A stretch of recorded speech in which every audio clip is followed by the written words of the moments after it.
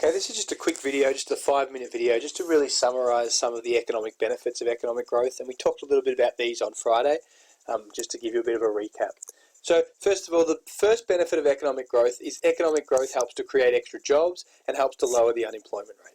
So whenever we have economic growth, that means there's an increase in production, whether it's caused by supply or demand side factors, and that should help to generate extra jobs. Because if we're producing more, generally that means that we need more workers. So as an economy, we aim for unemployment below 5%, and the idea is that increased production should help to increase what we call the derived demand for labour, which basically means when growth is strong and production is higher, we need to hire more staff, which leads to reduced cyclical unemployment, unemployment caused by a lack of aggregate demand. So we need to grow at a certain rate to actually attract more employment, though. We need to grow at a rate faster than our productivity grows, and we also need to grow at a rate faster than what our labour force grows to actually reduce the rate of unemployment. And I'll give you a few examples to show you what that means. So if people can produce twice as many goods and services, or produce goods and services twice as fast, which what it means to be more productive, increased output per unit of input, so in this case increased output per person, that means we don't need as many workers to generate the same level of output. So if our workers become twice as productive, or we become more capital intensive, we need to increase our output by the same rate, otherwise we need less workers.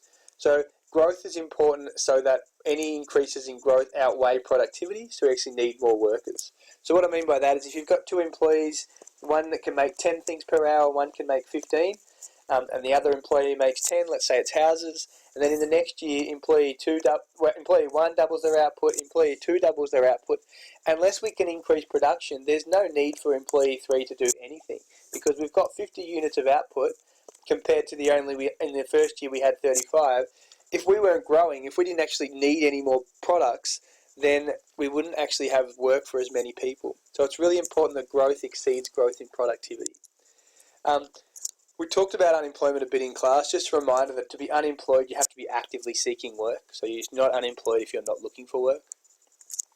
Second reason we want to promote strong economic growth is strong economic growth leads to higher personal incomes and material living standards. When we use the word material living standards, we generally use the word GDP per capita, which is kind of an indication of the purchasing power that people have. So growth in production means that there will be a growth in incomes if there's a growth in real GDP. When there's strong growth, unemployment is generally low, which means we're working closer to our productive capacity and we're using more of our resources. We're using more of our unemployed people and utilising them in the labour force. When economic growth is strong, firms are increasing their level of production, increasing the demand for labour, and that gets to switch people from unemployed to employed. So people move from living on transfer income, which is another word for the income you get when you're unemployed, and a lot of these people will move into what we call factor incomes, which is a factor income is an income you get from actually having a job. So one of the benefits of increased economic growth is that more people move from low transfer incomes to higher factor incomes, and then they double their income and double their purchasing power. This allows citizens to have a greater ability to purchase goods and services and satisfy their wants and needs.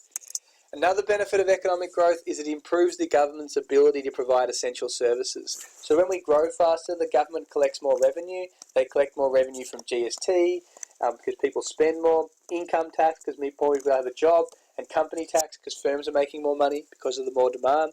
This gives the government more money to provide essential services. So they've got more money to put towards hospitals, schools and infrastructure without having to go into debt to actually fuel all that spending. So they've got money to spend on new roads, new rails, new ports. They can increase telecommunications infrastructure and gives them that ability to help the economy to grow. This will help improve our material living standards and boost the quality of our physical capital, so our infrastructure. If we put the money towards education, it improves the knowledge and skills of our workforce as well, so it can boost growth in the long term. The government also has more money to improve the living standards of the less fortunate, so they've got more money for welfare spending, providing services for unemployed people, families, disabled people, sick, aged, people that have come back from wars, and so on and so forth. So the third benefit is it helps us to provide essential services because of the increased tax revenue. Strong growth can also help non-material living standards. It does have its costs for non-material living standards, but generally when people are generating higher incomes, it gives them the opportunity potentially to have more leisure time because they're making more money. in the hours that they're working. It will give them opportunities for more travel, which might make them more culturally aware, culturally diverse experiences.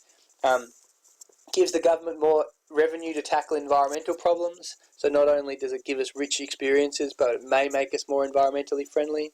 It can increase life expectancies because it gives people access to better healthcare when they have more of an income or more money. Other things that it can do is that generally as the richer countries are, the more resources that can be allocated towards the arts and music and drama, which enrich people's lives. This idea that the more wealthy countries are, they're not as reliant on people to be involved in the production process in terms of goods, so they can focus more on artistic services. Lower unemployment as a result of increased economic growth also helps to reduce mental and health problems. There's less incidence of depression, feelings of a lack of self-worth. It also helps to reduce family stress, breakups and unhappiness. And there's also generally higher crime rates when there's more unemployment. So stronger economic growth can reduce incidences of depression, mental breakdown, family breakups, stress, and reduce crime rates.